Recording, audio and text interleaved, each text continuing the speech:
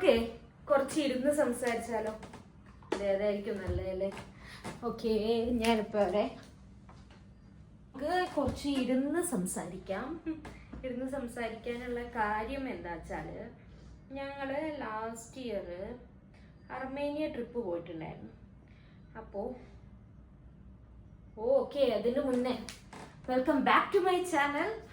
അപ്പോൾ ഞാൻ കുറേ ആയി വീഡിയോസൊക്കെ ഇട്ടിട്ട്, കുറേ കാലത്തിന് ശേഷം ഇപ്പോൾ ഒരു വീഡിയോ പോസ്റ്റ് ചെയ്തു, അർമേനിയയുടെ 3rd പാർട്ട്. അപ്പോൾ ഇന്ന് എനിക്ക് നമ്മൾ ഓരോ ട്രിപ്പ് പ്ലാൻ ചെയ്യുമ്പോഴും എല്ലാവർക്കും എവിടേക്കാണ് അവിടെ സ്ഥലങ്ങൾ, നമ്മൾ എവിടേക്കാണ് കവർ ചെയ്യേണ്ടത്, എന്താ ഏതാ അതിൻ്റെ ഒരു ഐറ്റിനറി ഇല്ലേ, അത് കൺഫ്യൂഷൻ ആവാൻ ചാൻസ് ഉണ്ട് ഈ ഒറ്റയ്ക്കൊക്കെ ട്രിപ്പ് പ്ലാൻ ചെയ്യുന്ന ആൾക്കാർക്ക്. അപ്പോൾ നമുക്ക് അതൊക്കെ ഒന്ന് നോക്കാം. ഞാനൊരു അർമേനിയയുടെ ഞങ്ങളൊരു 3 day 2 night പാക്കേജ് എടുത്തിട്ടാണ് പോയത്. അപ്പോൾ അതിൻ്റെ ഒരു ഐറ്റിനറി ഞാൻ നിങ്ങൾക്ക് ഷെയർ ചെയ്ത് തന്നാൽ നിങ്ങൾക്ക് ഒറ്റയ്ക്ക് ട്രിപ്പ് പ്ലാൻ ചെയ്യുമ്പോൾ അത് ഭയങ്കര ഹെൽപ്ഫുൾ ആയിരിക്കും. അപ്പോൾ അതാണ് ഇപ്പോൾ ഞാൻ പറയുന്നത്. ഫസ്റ്റ് ദിവസം നമ്മൾ മോർണിംഗിൽ അവിടെ എത്തി. മോർണിംഗിൽ ഞങ്ങൾ എരവൻ എയർപോർട്ടിലാണ് എത്തിയത്. എരവൻ എയർപോർട്ടിൽ നിന്ന് നമ്മൾ ഇറങ്ങി ഒന്ന് ഫ്രഷായി കുറച്ച് സ്നാക്സും കാര്യങ്ങളൊക്കെ കഴിച്ചു. കാരണം ഏർലി മോർണിംഗ് ആയിരുന്നു ഞങ്ങളുടെ ഫ്ലൈറ്റ്. അപ്പോൾ നമുക്ക് ഇവിടുന്ന് ബ്രേക്ക്ഫാസ്റ്റ് കഴിക്കാനുള്ളൊരു ഓപ്ഷൻ ഉണ്ടായിരുന്നില്ല. അപ്പോൾ നമ്മൾ അവിടെ ചെന്നിട്ട് കുറച്ച് സ്നാക്സും കാര്യങ്ങളുമാണ് കഴിച്ചത്. എന്നിട്ട് അത് കഴിഞ്ഞിട്ട് ഞങ്ങൾ അർമേനിയയിലെ day 1 ഐറ്റിനറിയാണ് ഞാനിപ്പോൾ പറയാൻ പോകുന്നത് കേട്ടോ. പോയത് കോർ വിരാപ്പ് എന്ന് പറഞ്ഞൊരു മൊണാസ്ട്രിയിലോട്ടാണ്. ഈ കോർ വിരാപ്പ് എന്ന് പറഞ്ഞ മൊണാസ്ട്രി ഒരു 8 കിലോമീറ്റർ തുർക്കി അർമേനിയ ബോർഡറിന്റെ ഇടയിൽ നിൽക്കുന്ന ഒരു മൊണാസ്ട്രിയാണ്. അവിടെ ഈ കോർ വിരാപ്പ് എന്ന മൊണാസ്ട്രിയിൽ നിന്ന് നോക്കിക്കഴിഞ്ഞാൽ നമുക്ക് പണ്ട് അർമേനിയയുടെ ഭാഗവും ഇപ്പൊ തുർക്കിയുടെ ഭാഗമൊക്കെ ആയിട്ട് കിടക്കുന്ന മൗണ്ട് അറാറാത്ത് എന്ന് പറഞ്ഞ ഒരു മൗണ്ടൈൻ കൂടെ കാണാം കേട്ടോ. അവിടെയാണ് നമ്മൾ ഫസ്റ്റ് പോയത്. അത് കഴിഞ്ഞിട്ട് നമ്മൾ പോയത് അരണി വില്ലേജിലോട്ടാണ്.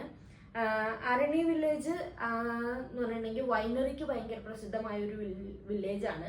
അവിടെ പണ്ട് മുതലേ വൈനൊക്കെ ഉണ്ടാക്കിയിരുന്നു. കുറേ കാലങ്ങളെ പഴയ വൈൻ ടൂൾസൊക്കെ അവിടെ നിന്ന് കിട്ടിയിട്ടുണ്ടെന്നൊക്കെ പറഞ്ഞു കേട്ടിരുന്നു.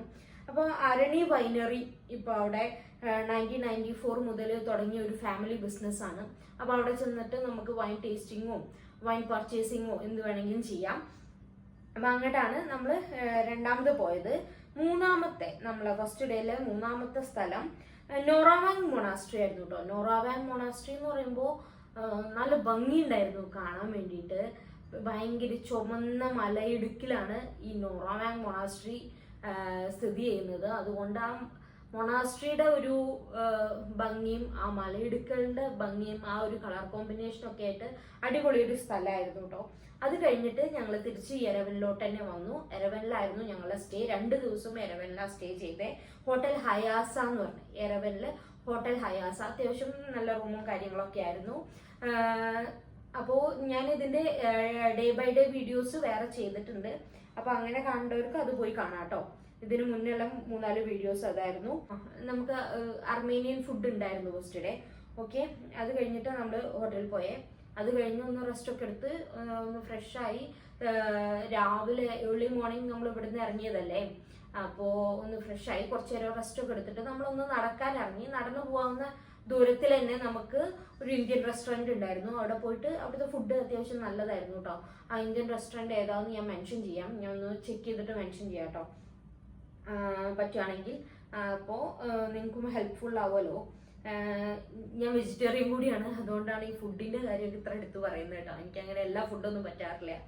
അപ്പോൾ അർമേനിയ day 2 നമ്മൾ ഫസ്റ്റ് കാണാൻ പോയത് ഗേഗാഡ് മൊണാസ്ട്രി ആയിരുന്നു. ഗേഗാഡ് മൊണാസ്ട്രിയുടെ ഒരു പ്രത്യേകത എന്ന് പറഞ്ഞാൽ, ഗേഗാഡ് മൊണാസ്ട്രി നമ്മളുടെ മേലെന്ന് താഴത്തോട്ട് പണി കഴിപ്പിച്ച ഒരു മൊണാസ്ട്രി ആണെന്നാണ് പറയപ്പെടുന്നത്. കാരണം ഗേഗാഡ് മൊണാസ്ട്രി ഒരു മല തുറന്ന് ഉണ്ടാക്കിയ ഒരു മൊണാസ്ട്രിയാണ്. 4th century മുതലേ ഉള്ളൊരു മൊണാസ്ട്രിയാണ്. അതിന്റെ ഉള്ളിലായിട്ട് മറ്റേ ഹോളി വാട്ടർ, നമുക്ക് കുടിക്കാനൊക്കെ പറ്റുന്ന ഹോളി വാട്ടർ ഇങ്ങനെ വരുന്നുണ്ട്. അതിന്റെ ബാക്ക് സൈഡ് അടിപൊളിയാണ്. ഗേഗാഡ് മൊണാസ്ട്രി പോകുന്നവര് അതിന്റെ ബാക്ക് സൈഡ് കാണാതെ വരരുത്. ഇത് ഞങ്ങൾ പോയപ്പോൾ ഉള്ള ഒരു ക്ലൈമറ്റ് വെച്ചിട്ടാണ് ഞാൻ പറയുന്നത്. വിന്ററൊക്കെ ആകുമ്പോൾ നല്ല സ്നോയി ആയിരിക്കും, അതൊന്നും അറിയില്ല. ഞങ്ങൾ ഒക്ടോബർ മന്തിലാണ് പോയത്. നല്ല ക്ലൈമറ്റ് ആയിരുന്നു. അപ്പോൾ ആ സമയത്ത് അതിന്റെ ബാക്ക് സൈഡിൽ ഒരു ചെറിയ പാലും റിവറോ സ്ട്രീം എന്തോ പോകുന്നുണ്ട് ആ പാലത്തിന്റെ അടിയിലൂടെ. എന്നിട്ട് അവിടെയൊക്കെ മൊത്തം മറ്റേ ഓറഞ്ച് മേപ്പിൾ ലീവ്സ് ഒക്കെ കളറൊക്കെ മാറി നിൽക്കുന്നത് കാണാൻ നല്ല ഭംഗിയുണ്ടായിരുന്നു. അതാണ് ഞാൻ പറഞ്ഞത്, ഈ ഗേഗാഡ് മൊണാസ്ട്രിയുടെ ബാക്ക് സൈഡ് നിങ്ങൾ മിസ് ചെയ്യരുത്. അത് കഴിഞ്ഞ് നമ്മൾ പോയത് ഗാർണി ഗോർജ് എന്ന് പറഞ്ഞ, ഗാർണി ഗോർജ് എന്ന് പറഞ്ഞിട്ടുണ്ടെങ്കിൽ എന്താണെന്നറിയോ, അതിന് അവർ പറയുന്നത് സിംഫണി ഓഫ് സ്റ്റോൺസ് എന്നാണ്. ഈ ലാവ വന്ന് ഫ്രീസ് ആയിട്ട് ഇങ്ങനെ ക്രിസ്റ്റലൈസ്ഡ് സ്ട്രക്ചർ ആയിട്ട് ഇങ്ങനെ നിൽക്കുന്നത്. വീഡിയോസ് ഞാൻ ഇതിന്റെ കൂടെ ഇടാൻ പറ്റുമോ നോക്കാട്ടോ. അപ്പോൾ ലാവ വന്നിട്ട് അത് 4th സെഞ്ചുറി മുതൽ ഉള്ളതാണ്. ഗാർണി ഗോർജ് അങ്ങനെ ഗാർണി ഗോർജ് കഴിഞ്ഞിട്ട് നമ്മൾ പോയത് ഗാർണി ടെമ്പിളിലോട്ടാണ് കേട്ടോ. 4th സെഞ്ചുറി മുതലേ ഉള്ള ഒരു ടെമ്പിളാണ്. ഈ ടെമ്പിൾ എന്ന് പറയുന്നത് അവിടുത്തെ ഒരു നല്ല ടൂറിസ്റ്റ് സ്പോട്ടാണ്. ഇപ്പൊ അവിടെ വേറെ ടെമ്പിൾസോ കാര്യങ്ങളോ ഒന്നുമില്ല. ഇത് പ്രീ ക്രൈസ്റ്റ് ഇറയിൽ അവിടെ ഉണ്ടായിരുന്ന ടെമ്പിളാണ് അത്. പിന്നെ ബാക്കി ഒരു ക്രിസ്തുമതം സ്വീകരിച്ച കഥയൊക്കെ ഞാൻ നമ്മളുടെ ഫസ്റ്റ് ഡേയുടെ വീഡിയോയിൽ പറയുന്നുണ്ട്. അപ്പോൾ അത് കഴിഞ്ഞതിന് ശേഷം അവിടെയുള്ള ടെമ്പിളൊക്കെ പൊളിച്ചു മാറ്റി എന്നൊക്കെയാണ് പറയപ്പെടുന്നത്. ഓക്കെ, അത് കഴിഞ്ഞിട്ട് നമ്മൾ ഫുഡ് കഴിക്കാൻ വേണ്ടി പോയി. അന്ന് ലഞ്ച് കഴിക്കാൻ പോയ സമയത്ത് നമ്മൾ ലവാഷ് മേക്കിംഗ് കണ്ടിട്ടുണ്ടായിരുന്നു. പിന്നെ നമ്മൾ ലഞ്ച് കഴിക്കാൻ പോയ ഒരു സ്പോട്ട് എന്ന് പറഞ്ഞാൽ അടിപൊളിയായിരുന്നു കേട്ടോ. ഭയങ്കര ഓപ്പൺ സ്പേസ് ആയിരുന്നു. നമ്മൾ മുന്തിരിവള്ളികളുടെ അടിയിലൊക്കെ ഇരുന്നിട്ടാണ് ഫുഡൊക്കെ കഴിച്ചത്.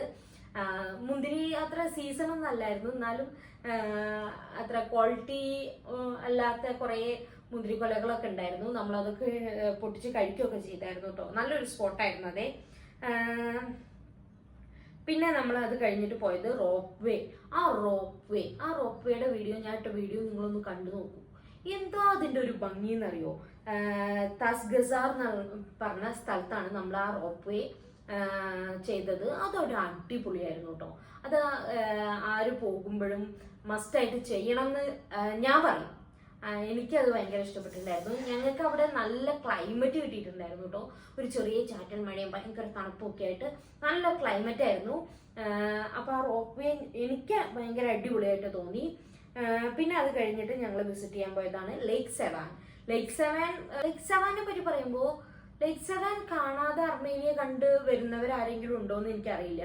ലേക്ക് സെവാനിൽ ഞങ്ങൾ ബോട്ടിങ്ങിനും പോയിട്ടുണ്ടായിരുന്നു കേട്ടോ. അതും ഒരു അടിപൊളി എക്സ്പീരിയൻസ് ആയിരുന്നു. ലേക്ക് സെവൻ ഒരുപാട് സീ ലെവലിന് ഒരുപാട് മുകളിൽ നിൽക്കുന്ന ഒരു ലേക്കാണ്.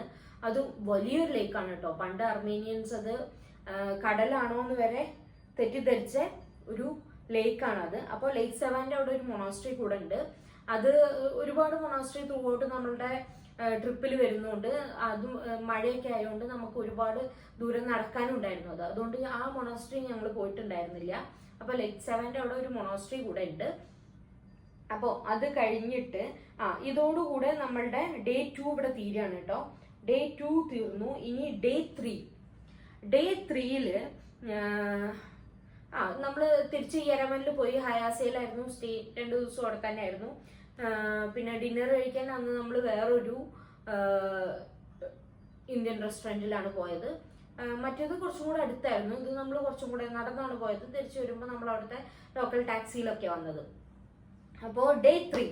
ഇനി നമുക്ക് ഡേ 3യുടെ കാര്യം പറയുമ്പോൾ, ഡേ 3 നമ്മൾ ഫസ്റ്റ് വിസിറ്റ് ചെയ്തത് അറാറാത്ത് ബ്രാൻഡി ഫാക്ടറി ആയിരുന്നു കേട്ടോ.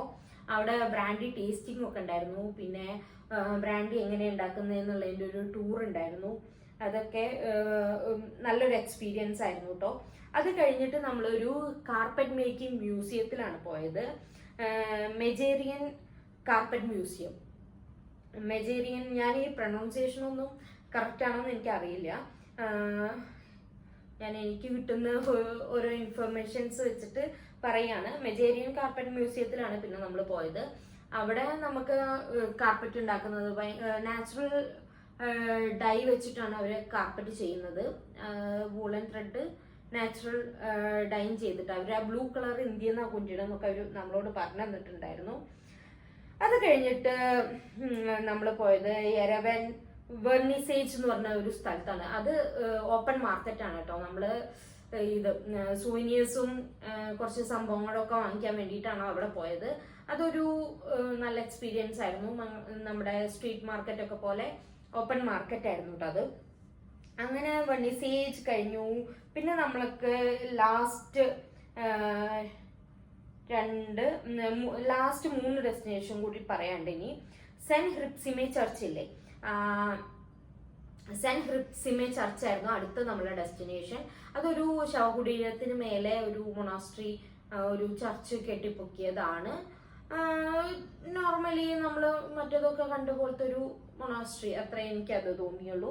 അത് കഴിഞ്ഞിട്ട് നമ്മൾ എജ്മിയാസ്റ്റിൻ കത്തീഡ്രൽ എന്ന് പറഞ്ഞ ഒരു കത്തീഡ്രലിൽ പോയിട്ടുണ്ടായിരുന്നു. അത് ലോകത്തിലെ തന്നെ പഴയ ചർച്ചിലൊക്കെ പെട്ടൊരു ചർച്ചാണെന്നാണ് പറയുന്നത്. അത് ഒരുപാട് സ്പേസ് ഉണ്ട്, ഒരുപാട് സറൗണ്ടിങ്സ്, ഭയങ്കര ഗാർഡനും കാര്യങ്ങളൊക്കെ ആയിട്ട് ഒരുപാട് സ്പേസിന്റെ ഉള്ളിലാണ് ആ മൊണാസ്ട്രി നിൽക്കുന്നത്. ആ മൊണാസ്ട്രിയുടെ ഉള്ളിലാണെങ്കിലും നമ്മൾ ഇത്രയും കണ്ട മൊണാസ്ട്രിയുടെ അകം പോലെ അല്ല, വേറൊരു പ്രത്യേക ഒരു മാർബിളൊക്കെ വെച്ചിട്ടും അങ്ങനെ ഒരു പ്രത്യേക ഇന്റീരിയർ ഒക്കെ ആ മൊണാസ്ട്രിക്ക് ഉണ്ട്.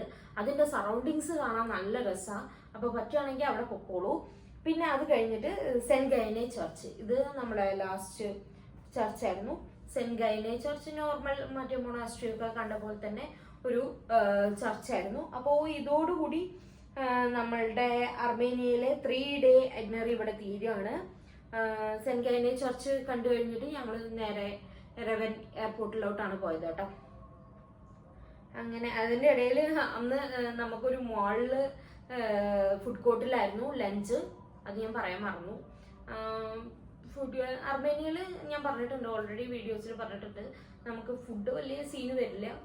ഈവൻ തോ ഞാൻ വെജിറ്റേറിയൻ ആയെങ്കിൽ കൂടി എനിക്ക് അങ്ങനെ ഒരു ഇത് വന്നിട്ടില്ല. പിന്നെ എല്ലാ ദിവസവും രാത്രി നമ്മൾ ഇന്ത്യൻ റെസ്റ്റോറൻറ്റ് പോയിട്ട് ഫുഡ് കഴിക്കുന്നുണ്ട്.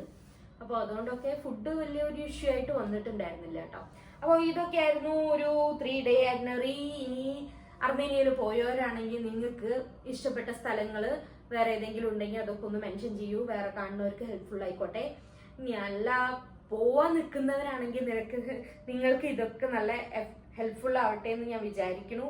അതിനുവേണ്ടിയാണ് ഞാൻ ഈ വീഡിയോ ചെയ്തത്. നമ്മൾ ഓരോ ട്രിപ്പൊക്കെ പ്ലാൻ ചെയ്യുമ്പോൾ അവിടുത്തെ ഐറ്റിനറി നമ്മൾ ഏതൊക്കെ കാണണം വിത്ത് വീഡിയോസ് അധികം യൂട്യൂബിലില്ല എന്ന് തോന്നുന്നു. അപ്പോൾ ഞാൻ ഇത് പറ്റുകയാണെങ്കിൽ വീഡിയോ ഒക്കെ മിക്സ് ചെയ്തിട്ട് ഇടാൻ വേണ്ടിയിട്ട് നോക്കാം. അപ്പോൾ ഇത്രയൊക്കെ എനിക്ക് പറയാനുള്ളൂ. വേറൊരു വീഡിയോ ആയിട്ട് കണ്ടവരേക്കും ബൈ ബൈ.